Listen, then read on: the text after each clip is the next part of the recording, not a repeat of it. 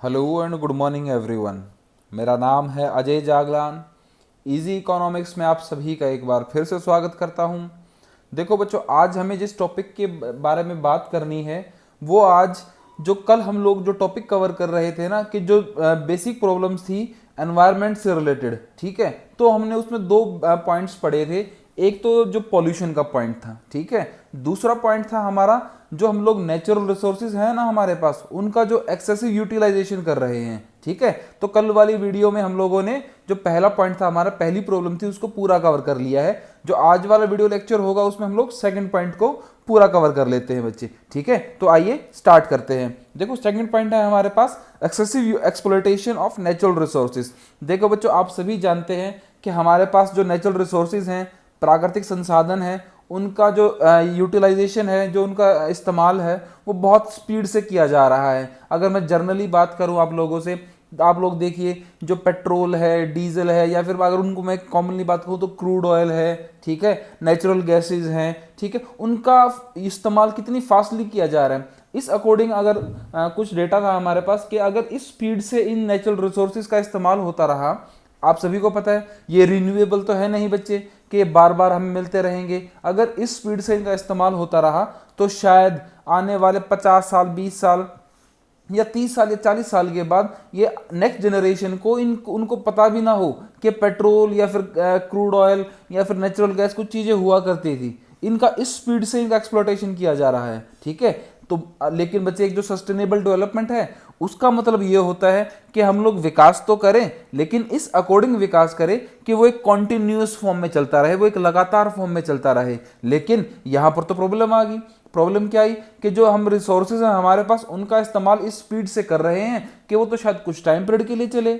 यहां पर तो फिर सस्टेनेबल डेवलपमेंट नहीं हो पाएगी, तो ये एक प्रॉब्लम है, ठीक है बच्चे। कहता है second aspect of environmental problems relate to excessive exploitation of natural resources, degradation of resources।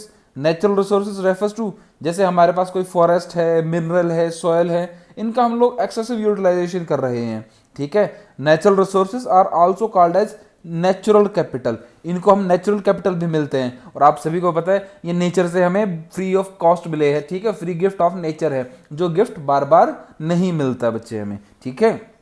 कुछ बेसिक सी ऑब्जर्वेशन है हमारे पास। कहता है कि in order to achieve economic growth man needs natural capital along with physical capital.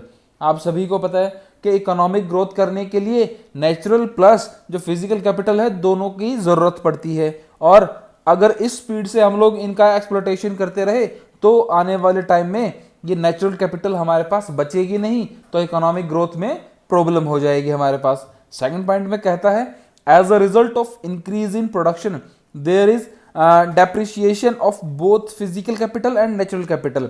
के production को increase करने के लिए जो डेप्रिसिएशन है ना, जो हमारी फिजिकल कैपिटल है और नेचुरल कैपिटल है, उन दोनों में लगातार डेप्रिसिएशन होता जा रहा है, उनकी लगातार वैल्यू कम होती जा रही है, ठीक है। आगे कहता है often we make provision for the replacement of physical capital. आप सभी को पता है हम लोग फिजिकल कैपिटल का रिप्लेसमेंट कर सकते हैं, लेकिन नेचुरल कैपिटल का रिप्लेसमेंट इतना पॉसिबल नहीं है, ठीक है, क्योंकि वो एक बार ही हमें नेचर से फ्री गिफ्ट के तौर पे मिले हैं, वो बार बार हमें नहीं मिल सकते बच्चे, ठीक है।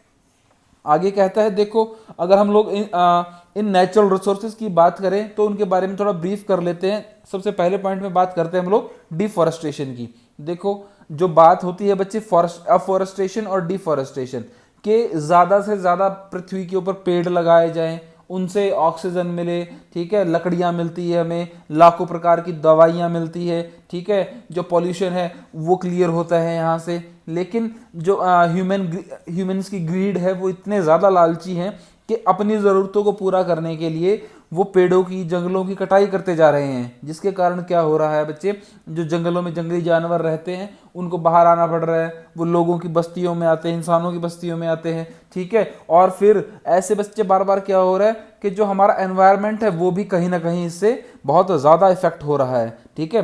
कारण बच्चे, इन सब चीज़ों के पीछे कारण क्या, इंडस्ट्रियलाइजेशन। अगर मैं इंडस्ट्रियलाइजेशन की बात ना करके इसको बोला चाहूँ बच्चे, ओवर इंडस्ट्रियलाइजेशन, ठीक है, औद्योगिकरण। कहते हैं industrialisation is a boon as it offers a variety of things to consume. आप सभी को पता है एक इंडस्ट्रियलाइजेशन एक वरदान की तरह है, जो हमें कंजम्पशन करने के लिए, कंज्यूम करने के लिए बहुत सारी चीजें हमें प्रोड्यूस करके देता है। लेकिन अब ये वरदान नहीं होके एक अभिशाप बन गया है, किसके लिए? नेचुरल रिसोर्सेज के लिए। ठीक है, आगे कहता है बच्चे वो कि भाई industrialisation leads to urbanisation. Industrialisation के कारण शहरीकरण होता है, लोग शहरों में आते हैं, नई नई फैक्ट्रियां लगेंगी, लोग शहरों में आएंगे काम को लेके। अब शहरों में आएंगे तो उनको रहने की जगह भी चाहिएगी, घर बनाने के लिए लकड़ियां, मकान बनाने के लिए लकड़ियां या अन्य चीजें उनको चाहिएगी। वो सब कहाँ से आएगा बच्चे? ये थोड़ी लकड़ियां फैक्ट्री में बना लेंगे, नहीं, उनको जंगलों से काट के लानी पड़ेगी। तो वहां पर क्या हो रहा है? डिफॉरेस्टेशन हो रहा है। ठीक है, कारण क्या बनता है यहाँ पर? सारे के सारा इंडस्ट्रियलाइजेशन बनता है। आगे कहता है multipurpose river project like Bhakra dam, Damodar valley project are another factor contributing to deforestation. देखो जो मल्टीपर्पज प्रोजेक्ट है हमारे, जैसे जो भाखड़ा नंगल डैम है, दामोदर वैली प्रोजेक्ट है, या फिर बहुत सारे प्रोजेक्ट ऐसे हैं बच्चे कि डैम बना रहे हैं। अब वो डैम बच्चे, पानी कहीं ना कहीं तो स्टोर होगा, ठीक है, पानी कहीं ना कहीं तो स्टोर होगा वो डैम बनाने के लिए। अब जब जहाँ पर पानी स्टोर होगा तो वहाँ की जो जलवायु है या फिर वहाँ का जो वातावरण है, एनवायरनमेंट है, जो जंगल है, वो कहाँ जाएंगे बच्चे? वो सब काटने पड़ेंगे। तो एक डिफोरेस्टेशन की वजह बनी ये सब, इंडस्ट्रियलाइजेशन या फिर ह्यूमन ग्रीड्स। ठीक है, मतलब जो ज़रूरतें हैं हमारी, अपनी ज़रूरतों को पूरा करने के लिए हम पृथ्वी का नुकसान करते जा रहे हैं बच्चे। ठीक है, आगे कहता है वो, देखो एक अलार्म है हमारे पास। According to this estimate in the year of 2009 area is very dense forest, के 2009 में जो एरिया बहुत ज़्यादा जंगल था, जिस एरिया में डेंस फॉरेस्ट था in India, is merely 55 kilometre square, के जो सिर्फ 55 किलोमीटर स्क्वायर का एरिया हमारे देश में ऐसा था जो डेंस फॉरेस्ट था, जहाँ पे जंगल बहुत ज़्यादा थे। ठीक है, या फिर अगर बात करें तो टोटल एरिया के अकॉर्डिंग वो सिर्फ 1.7% था हमारे देश के टोटल एरिया के अकॉर्डिंग। ठीक है, आगे जो मॉडरेट डेंस फॉरेस्ट है कि जहाँ पर थोड़े बहुत जंगल हैं, वो एरिया कितना? वो 333 किलोमीटर स्क्वायर का। या फिर अगर कहें तो हमारी जो टोटल ज़मीन है उसका, देश की जो टोटल ज़मीन है उसका 10%। ठीक है, आगे कहता है कि backdrop of the fact that recommended forest cover of the country is 1000 lakh hectare, कि जो हमारा बैकड्रॉप है या फिर जो हमारे पास फॉरेस्ट होना चाहिए वो कितना? 1 लाख हेक्टेयर का, कम से कम 1 लाख हेक्टेयर का होना चाहिए, या फिर 33% ऑफ द टोटल एरिया। और जबकि हमारे देश में है कितना बच्चे? मात्र 500 से 800 किलोमीटर स्क्वायर एरिया का हमारे पास फॉरेस्ट बचा है। ठीक है, आगे वो कहता है कि what social forestry aims at, कि जो सोशल फॉरेस्ट्री है उसका मकसद क्या है बच्चे?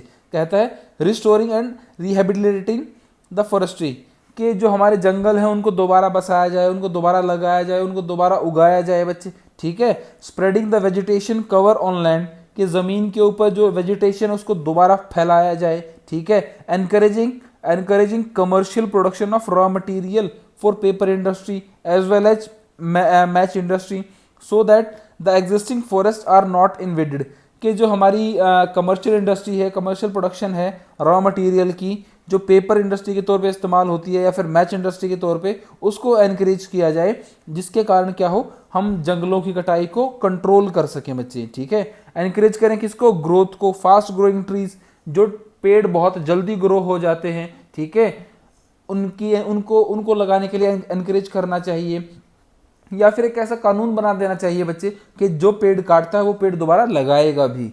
ठीक है, तो इससे हम लोग अपने जो हमारे पास वेजिटेशन है, फॉरेस्ट है, उनको ऐसे कैसे मेंटेन रख सकते हैं बच्चे। ठीक है, आगे generating employment opportunity through afforestation, के जंगलों को दोबारा लगाने के लिए, अफॉरेस्टेशन करने के लिए जो एम्प्लॉयमेंट अपॉर्चुनिटी है उनको और ज़्यादा डेवलप या फिर जनरेट करना चाहिए, जिससे लोग उत्साहित हों और जंगलों को दोबारा लगाया जाए या फिर पेड़ दोबारा लगाए बच्चे। ठीक है, आगे कहता है डिग्रेडेशन ऑफ द लैंड, कि जो ज़मीन हमारी डिग्रेड हो रही है। अब ज़मीन डिग्रेड होने के कारण क्या पीछे बच्चे? देखो, लोग किसान या फिर लोग जो है वो खेती करते हैं।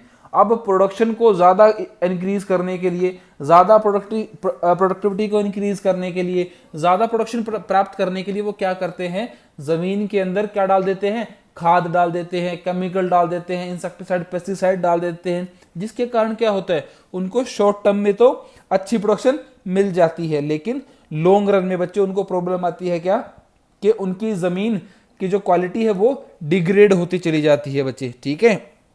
सॉइल इरोजन इसका सबसे बड़ा पॉइंट है, सबसे बेस्ट एग्जांपल है। देखो क्या करते हैं लोग, पेड़ काटेंगे। अब जहां पर पेड़ होगा बच्चे, तो वो जो पेड़ की जड़ है वो क्या करती है, आसपास की मिट्टी को बांध के रखती है, ठीक है। लोग पेड़ काट देते हैं, ठीक है, नदियों के कोनों के किनारों से या फिर खेतों के अंदर से, तो वहां की क्या है, मिट्टी ज्यादा ढीली हो जाएगी, पानी आएगा, बारिश आएगी, उसको बहा के ले जाएगी वो, ठीक है। तो सोयल का इरोजन हो गया, ठीक है। उसके कारण क्या हुआ, जो जमीन है या फिर खेत है हमारे, उनके ऊपर की जो मिट्टी, जिसमें कहते हैं सबसे ज्यादा फर्टाइल होती है, वो ऊपर वाली मिट्टी तो बह गई बच्चे, ठीक है। नीचे रह गई कौन सी मिट्टी, जिसके अंदर फर्टिलिटी बहुत थोड़ी है। सोयल इरोजन, अगर पेड़ लगाए जाए तो इस सोयल इरोजन को कंट्रोल किया जा सकता है बच्चे, ठीक है।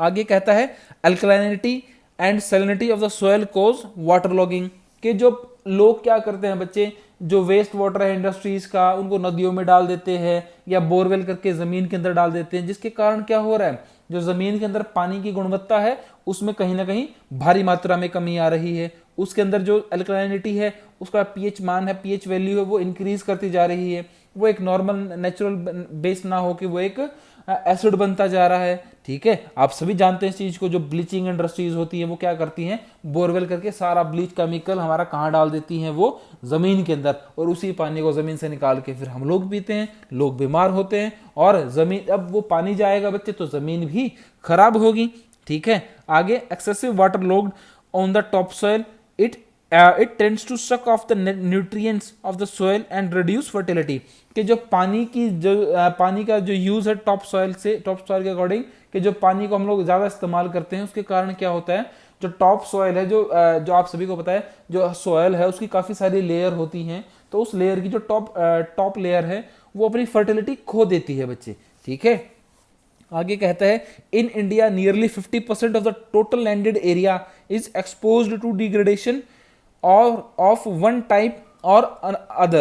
Some urgent steps relating to soil conservation are needed for the hour, के हमारे देश के अंदर 50% एरिया ऐसा है बच्चे, ठीक है, वो उसके जो एक टाइप की डिग्रेडेशन लैंड की वहां पर हो चुकी है, ठीक है। इस लैंड डिग्रेडेशन को बचाने के लिए कुछ स्टेप्स हमारे पास, उनकी बात हम यहां पर कर लेते हैं, ठीक है। जो बच्चे बातें हमारे पास, जो हमें इसके बारे में बात करनी है कि जो लैंड डिग्रेडेशन होती है, उसको पॉइंट को जो कवर करना है हमें, कि जमीन को कैसा बचाया जाए, जो डिग्रेडेशन हमारी हो रही है उसको कैसे बचाया जाए, ठीक है। इस वाले टॉपिक को हम लोग करेंगे नेक्स्ट लेक्चर के अंदर, ठीक है बच्चे। आज की वीडियो में सिर्फ इतना ही। आशा करता हूं आपको पूरा लेक्चर क्लियर हुआ होगा। अगर वीडियो से रिलेटेड कोई सुझाव है आपके पास या फिर कोई सजेशंस हैं, ठीक है, कोई क्वेरीज हैं, तो मुझे कमेंट बॉक्स में जरूर लिखें, ठीक है बच्चे। चैप्टर अभी और रहता है, ठीक है। अगर आप हमारे चैनल पर नए हैं तो चैनल को सब्सक्राइब करना बिल्कुल ना भूलें। मैं आपके लिए ऐसे ही इंटरेस्टिंग वीडियो हर रोज लेके आता हूं, ठीक है। Thanks for listening, have a great day.